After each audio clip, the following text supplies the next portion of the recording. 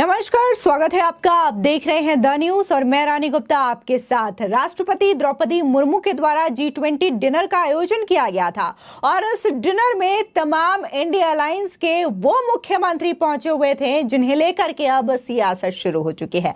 न सिर्फ नीतीश कुमार को लेकर के अटकलें चल रही हैं, बल्कि अब तो ममता बनर्जी के इस डिनर में भी शामिल होने पर सवाल उठने लगे हैं और सवाल उठाया गया है कांग्रेस नेता अधीर रंजन चौधरी के द्वारा। दरअसल उनका यह कहना है कि ममता बनर्जी आखिर डिनर में क्यों पहुंची? क्या इस डिनर के बहाने कोई और मकसद था जिसे पूरा करने के लिए ममता बनर्जी वहां पहुंची? हालांकि डिनर का जो समय था वो शनिवार की रात का था, लेकिन ममता बनर्जी तो शुक्रवार को ही वहां पहुंच गई। आखिर इसके पीछे का मकसद क्या है? क्या वजह है जिसकी वजह से ममता बनर्जी इस रात्रि भोज में शामिल हुई? तो भाई दूसरी ओर अब इसे लेकर के टीएमसी के सांसद शांतनु सेन ने पलटवार किया है और सीधे तौर पर अधीर रंजन चौधरी को करारा जवाब दिया है। उनका कहना यह है कि ममता बनर्जी कहां जाएंगी, कहां नहीं जाएंगी, यह तय करने वाले अधीर रंजन चौधरी नहीं है। साथ ही उन्होंने यह भी कहा कि यह प्रोटोकॉल का हिस्सा है जिसकी वजह से सीएम ममता बनर्जी G20 के इस डिनर में शामिल हुई हैं। आपको बता दें कि G20 का जो आयोजन किया गया उस दौरान शनिवार को एक रात्रि भोज का भी आयोजन हुआ था, जहां पर विदेशी मेहमान पहुंचे थे, जिसमें से ब्रिटेन के पीएम ऋषि सुनक हो या फिर अमेरिकी राष्ट्रपति जो बाइडेन हो। इसी के साथ ही तमाम राज्यों के मुख्यमंत्रियों ने भी शिरकत की थी, जिसमें से हिमंता बिस्वा शर्मा, योगी आदित्यनाथ, स्टालिन, झारखंड के सीएम हेमंत सोरेन, नीतीश कुमार, ममता बनर्जी। लेकिन अगर हम खासकर नीतीश कुमार की बात करें, ममता बनर्जी की बात करें या फिर हिमाचल के सीएम सुक्खू की बात करें, तो ये ऐसे नेता हैं, ऐसे मुख्यमंत्री हैं जो कि इंडिया अलायंस से आते हैं, जिसकी वजह से इनके नाम को लेकर के और इनकी मौजूदगी को लेकर के वहां पर सियासत काफी ज्यादा जोरों पर चल रही है। हालांकि नीतीश कुमार की अगर बात करें तो उन्हें लेकर के तो अलग ही अटकलें चलाई जा रही है और ये कहा जा रहा है कि जल्द ही बिहार में नीतीश कुमार बड़ा खेला कर सकते हैं और जिस तरीके से इंडिया अलायंस में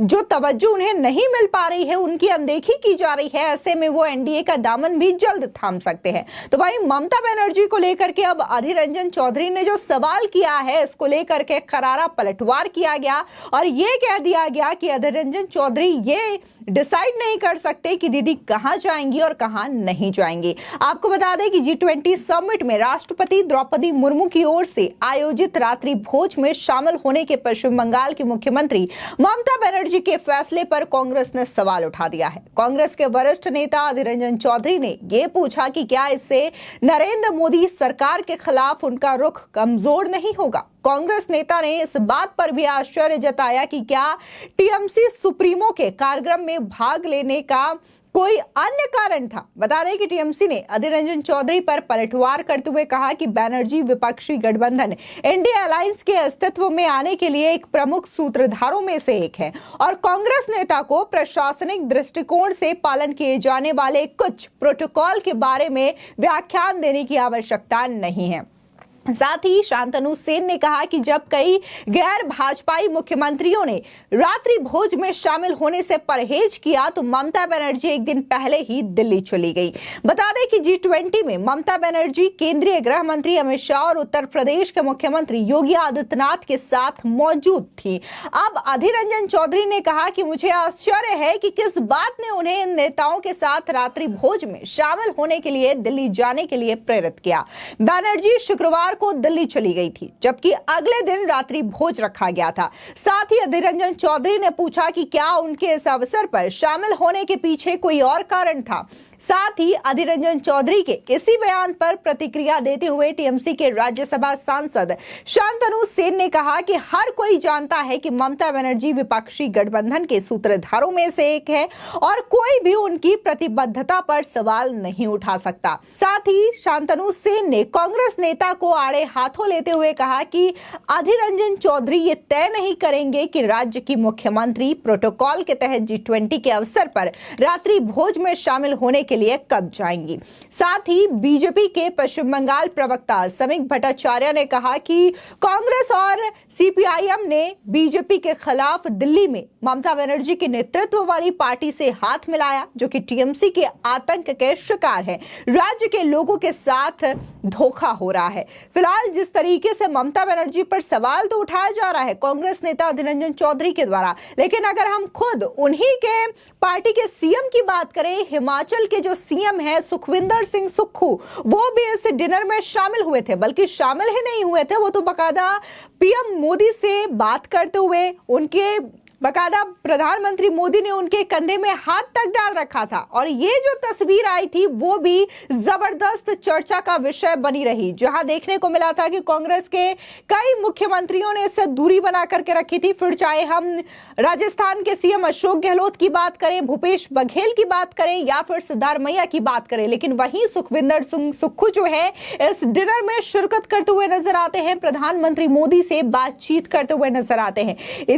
लेकिन इन सब के बावजूद सुखविंदर सिंह सुक्खू पर सवाल ना उठा करके अधीर रंजन चौधरी जो है ममता बनर्जी पर सवाल उठा रहे हैं।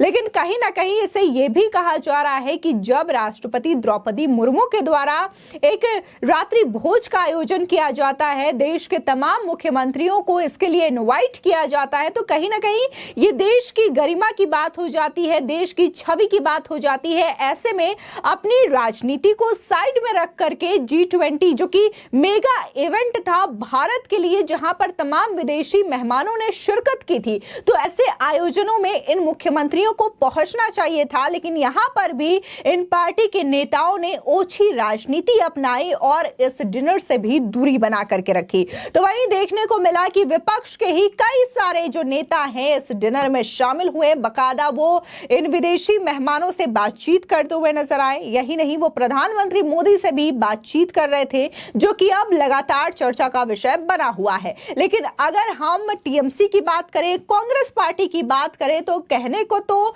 ये राष्ट्रीय स्तर पर एक साथ आने की बात करते हैं, बकायदा वो गठबंधन में भी शामिल है। लेकिन वहीं दूसरी ओर इसी गठबंधन के बनने के बाद ही अगर हम चुनाव की बात करें, जो कि अभी हाल ही में पश्चिम बंगाल में पंचायत चुनाव हुए थे, तो यहां पर किस कदर खूनी हिंसा देखने को मिली थी ये भी किसी से छिपा नहीं है। कभी टीएमसी जो है कांग्रेस पार्टी पर आरोप लगा रही थी, तो कभी कांग्रेस पार्टी जो है वो टीएमसी और सीपीआईएम पर आरोप लगा रही थी। अधीर रंजन चौधरी ने तो ये तक कहा था कि किस तरीके से पश्चिम बंगाल में खूनी खेला हो रहा है, इस चीज को लेकर के ममता बनर्जी से सवाल करना चाहिए। और न जाने कांग्रेस के कितने कार्यकर्ताओं की मौत हो चुकी है, न जाने कितने कार्यकर्ता इस खेल में शहीद भी हो चुके हैं, घायल भी हो चुके हैं। लेकिन इसके अलावा ममता बनर्जी से कोई सवाल तक नहीं पूछ रहा है। आपको बता दें कि अभी हाल ही में पश्चिम बंगाल में पंचायत चुनाव हुए थे, जहां पर भारी मात्रा में हिंसा देखने को मिली थी और इसमें न सिर्फ कांग्रेस के कार्यकर्ता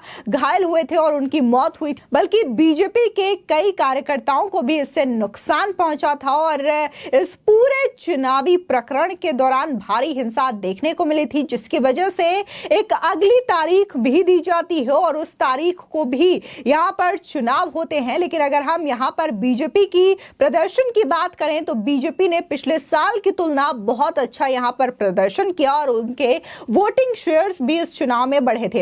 हालांकि अगर हम पश्चिम बंगाल सरकार की बात करें, इस चुनाव की बात करें, तो इसको लेकर के कलकत्ता हाईकोर्ट ने भी कड़ी फटकार लगाई थी ममता बनर्जी सरकार को और यह कहा था आखिर इस हिंसा और चुनाव से राज्य की ममता सरकार जो है वो अन्य राज्यों को क्या संकेत दे रही है, क्या बता रही है पश्चिम बंगाल के बारे में। फिलहाल इस खबर को लेकर के आपकी क्या राय है, हमारे कमेंट सेक्शन में जरूर बताएं। आगे की और भी अपडेट के लिए चैनल को सब्सक्राइब करना ना भूलें।